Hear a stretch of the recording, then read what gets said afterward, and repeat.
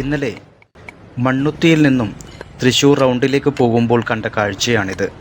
റോഡിൻ്റെ ഇടതുവശത്തിരുന്ന് പുൽക്കൂടുണ്ടാക്കുന്ന ധർമ്മരാജണ്ണൻ. പൊള്ളാച്ചിയാണ് സ്വദേശം.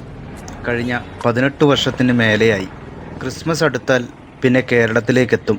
അതും തൃശ്ശൂരിൽ നമ്മുടെ ഈ മണ്ണുത്തിക്കടുത്ത് ഇത്തരത്തിൽ പുൽക്കൂടുകൾ ഉണ്ടാക്കി വിൽക്കും.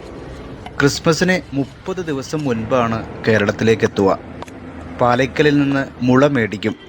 പിന്നെ ആപ്പിളും മുന്തിരിയുമൊക്കെ പൊതിഞ്ഞു കൊണ്ടുവരുന്ന വൈക്കോലും മേടിക്കും. അതിനുശേഷം ഈ റോഡരികിലിരുന്ന് ഇത്തരത്തിലുള്ള പുൽക്കൂടുകൾ ഉണ്ടാക്കും. ഈ പുൽക്കൂടുകൾ വിറ്റാണ് പിന്നീടുള്ള 30 ദിവസത്തെ അദ്ദേഹത്തിൻ്റെ വരുമാനം. പൊള്ളാച്ചിയിൽ കൊട്ടയും വട്ടിയുമൊക്കെ ഉണ്ടാക്കുന്നതാണ് ധർമ്മരാജേട്ടൻ.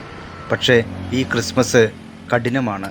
കഴിഞ്ഞ 3 വർഷമായി ക്രിസ്മസിന് സീസൺ വളരെ മോശമാണെന്നാണ് ധർമ്മരാജേട്ടൻ പറയുന്നത്.